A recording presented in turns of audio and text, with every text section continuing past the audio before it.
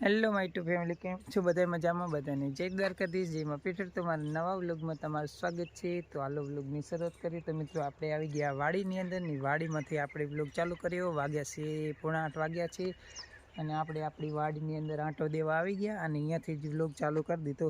તો કન્ટિન્યુ રહેજો. બહુ ઠંડી પડતી હતી પણ આજે બહુ એટલી બધી ઠંડી નથી.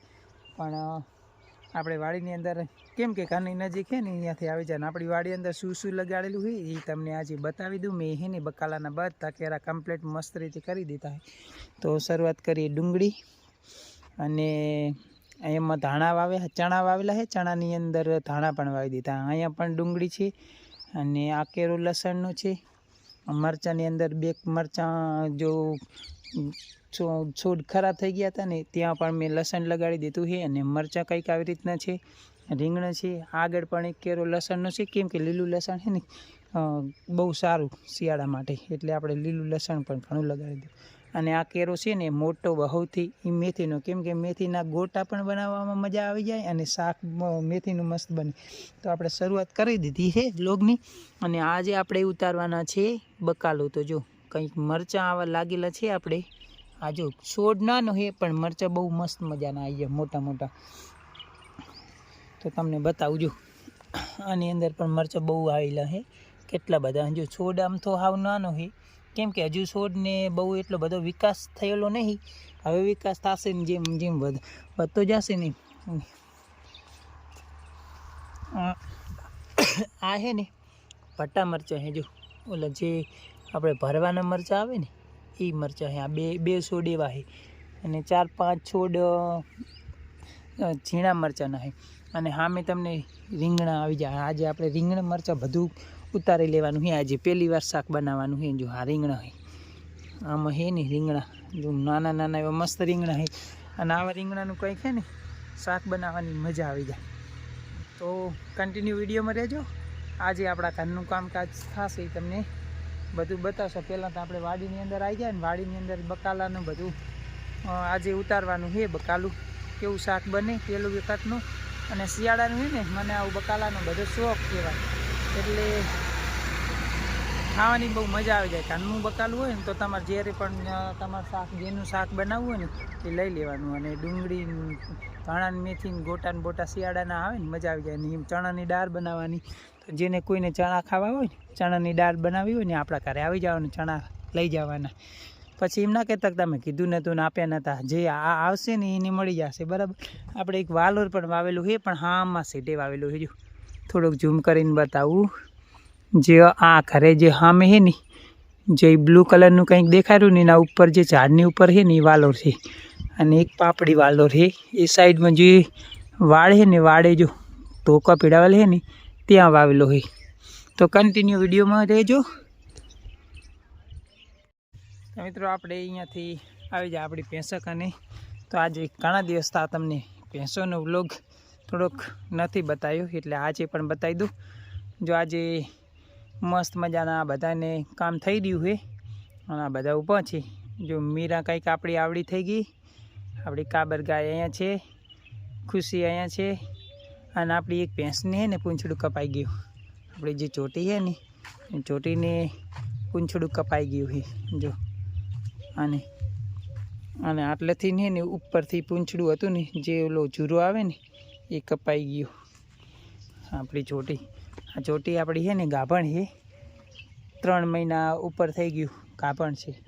અને આ પણ કાલે છે ને ગરમીમાં આવી હતી પણ આપણે ફેરવી નહીં, કેમ કે હજુ નાની છે, કાચી છે ને એટલે.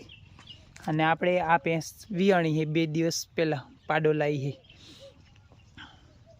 તો કન્ટિન્યુ બ્લોગની અંદર રહેજો. આપણા ઘરનું કામકાજ આજે છે ને ઘરનું જ કામકાજ છે. મારે છે ને મિટિંગમાં 1 વાગ્યા પછી જવાનું છે. તો વળી થોડોક આગળનો વિડીયો પણ કન્ટિન્યુ કરીશ. આજે વળી શનિવાર થઈ ગયો અને 15 દિવસે 10 દિવસે નહીં પણ 15 દિવસે મીટિંગ હોય. 15 દિવસે મીટિંગ હોય. તો આજ વળી મિટિંગમાં જવાનું. અને હું કંપનીમાં જોઈન થઈ જો મારી પાસે છે ને સારી એવી બધી પ્રોડક્ટ મળશે.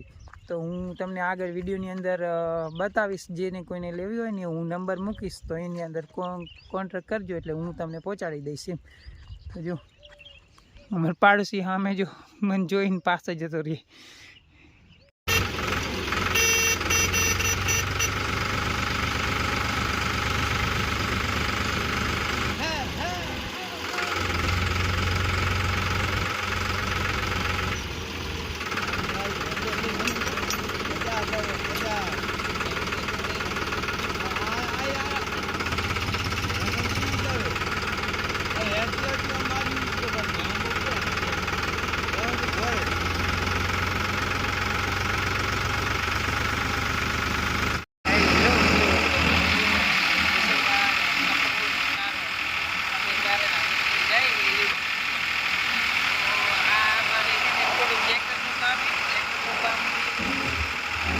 બીજું કે આજે મીટિંગ કરી મીટિંગમાં બધા અમારી જોઈ છે મીટિંગમાં જવાનું તો આગળ મીટિંગ કરીશ. અહીંયા હાઈવે રસ્તે. હેલો મિત્રો, તો અમે છે ને રાધનપુર પહોંચી ગયા. જે ટ્રેક્ટરને થોડુંક સર્વિસ કરાવવાનું છે તો આપણે ટ્રેક્ટરને અહીંયા મૂકી દીધું છે. ટ્રેક્ટર સર્વિસ માટે ટ્રેક્ટરનું કામ છે ને એટલે પેલું ટ્રેક્ટરને મૂકી દઈએ અહીંયા એટલે ટ્રેક્ટરનું કામ થઈ જાય. અને અમારે હજુ છે ને 1 કલાકની વાર છે મીટિંગ ચાલુ થવાની. તો પછી આગળનો વિડીયો કન્ટિન્યુ કરીશું. આપણે આવી ગયા પહેલાં શોરૂમ. ટ્રેક્ટર જે નવું લીધું છે ને એમાં ટ્રેક્ટરની સર્વિસ કરાવવાનું છે એટલે ટ્રેક્ટર અહીંયા મૂકી દીધું છે. આ જો આવી રીતનું કંઈક છે, બધા ટ્રેક્ટરને એવું પડ્યું છે. આપણે ટ્રેક્ટર પાછળ અહીંયાથી ગોડાઉન છે ત્યાં મૂકી દીધું છે.